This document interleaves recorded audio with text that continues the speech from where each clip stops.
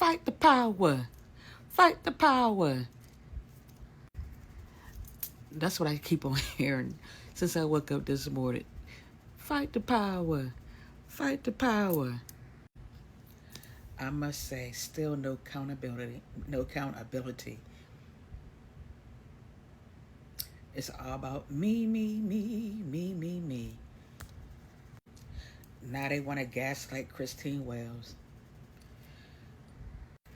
Yes. Social media from the get-go saying that he was out there with Warren and another guy. They said she put him on blast. That's where it first started to take off, and then also the fact that they said that the mother put them on blast. Her son is missing. Her son is missing, and then he ended up unalive. And y'all were with him, and he was with y'all. But to sit up there and now you want to gaslight the mother? Come on. And how she like his mom blasting us on social media from the get-go, saying that he was out there with Warren and the one in the middle and another guy is talking. That's where it first started to take off, and then also the fact that she posted a picture of me and Morgan and another guy and Nolan on the boat together, blasting that out there, pushing this narrative, kind of, I guess. I wish that would have never happened either. I don't think those would have never happened.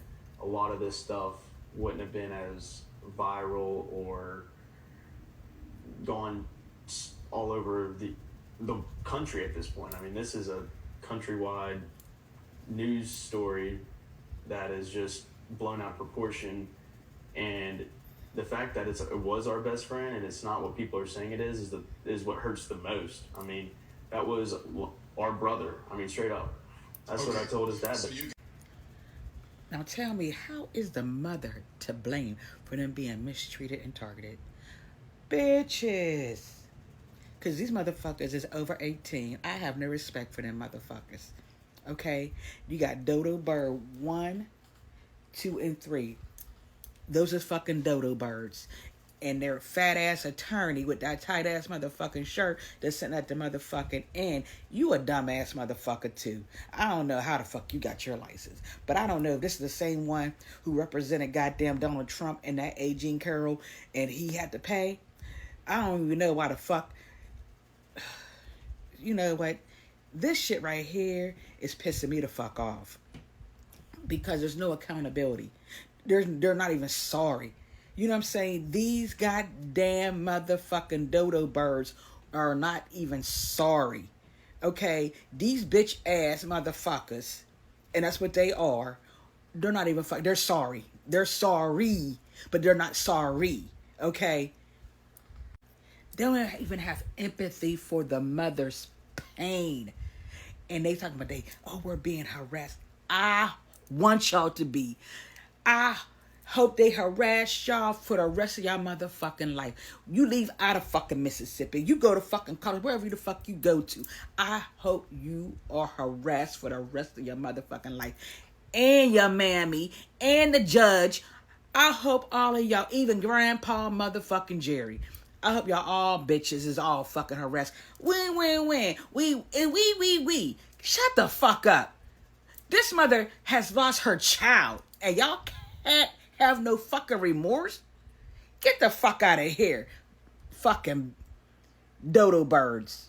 So having privilege, and I know privilege is some sort of it's a hot button word, and there's going to be people saying like, oh, you're race baiting and all that kind of stuff, but privilege, and particularly white privilege, it's having the expectation of comfort. And these young men have the expectation of comfort. And to say that like Nolan's mom blasted us when she posted a picture because she was missing her son, and because she said my son was with these boys, which was a statement of fact, is not blasting you. You're just upset that you are now in this uncomfortable situation, which I understand going viral for something like this all over the world is significant. But you have more remorse. He's a psychotherapist. For the statements that the mom made, or more like, I wish that hadn't happened, instead of like, I wish we had not gone to the island in the first place. Instead of like, I wish Nolan was still here. Instead of, I wish one of us had stayed with Nolan. Like, it's just very, very odd presentation. I don't really understand it. But it is alarming that they're saying she's like blasting them when that is clearly not what's happening. Can you give me some examples of what has happened? Have you guys had things happen online, threats online? Have you guys have any examples of people accosting you or anything like that? Oh yeah, we have had countless death threats online. The one in the middle spotted. talking. I'll let you elaborate more on that. Being spotted. I mean, people have obviously just pointed us out. I mean, as a group and even on a one-on-one setting, I think it's really just like awkward because I don't want to talk about this, and I know my friends don't want to talk about this any more than we need to. You know, we're still mourning one of our best friends' death. No, the fuck you ain't. It's hard to speak about it when, you know, like sometimes we just need some alone time, or sometimes we just need to dodo bird. He looked like a dodo lay bird. back That and one not right be there, the around pink all shirt. this. And I mean, that long ass neck and that small ass I've head been with called the out big in ass public, ears. and I haven't been in public Fucking that much. dodo bird. I know my friends have had encounters in public. The threats have been insane. Good. You know, my stepmom, and my Keep dad, it going, my y'all. mom, Keep it going. Everyone included, like even my brothers and my sisters. And, If Christine Wells ain't got just peace, hard. I mean, they don't have peace. It's unbelievable where like Keep this it has been going. taken to, and the level of where this is at. When you say you've been called out in public, can you give me an example of like, what do you mean? People are threatening you with weapons? People are, you know, not allowing you, deny you service? Because I heard that. As you go on to me, you're going to play more of the video because I got a lot to say. I think the bigger issue, and just to echo what I said before, they're just very uncomfortable because they went from being anonymous to being public figures overnight, which I acknowledge is incredibly uncomfortable. But there is no specificity to any of those threats. Now, and you're also describing the plight of your one black friend who's being denied Gatorade.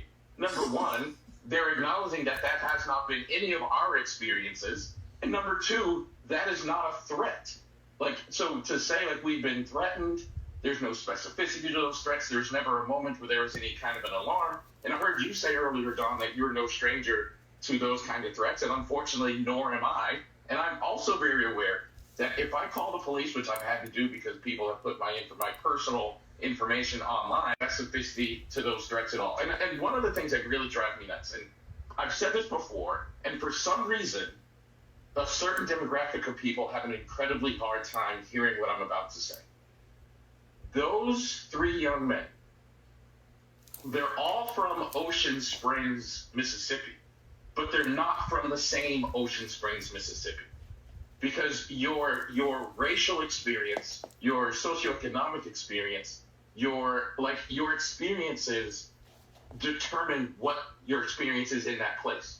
So like Nolan being a person of color and these young men they're not really from the same place. So when they're like, we're from Ocean Springs and it's not like this, well, it's not like that for you. But you can't say that it's not like that for other people because you don't have the experiences from other people based upon your racial makeup, your socioeconomic status, your mother's employment status, your father's employment status, et cetera, et cetera.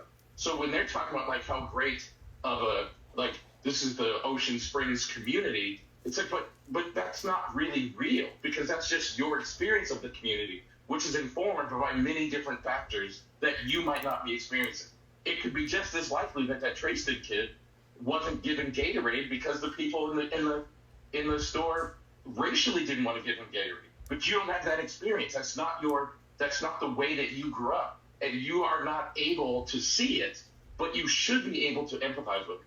And the biggest alarm of all of this is there is no empathy for the black experience in this story. There's no empathy for the parents in the story. And to me, it is just incredibly disturbing. Frustrating to say. And yeah.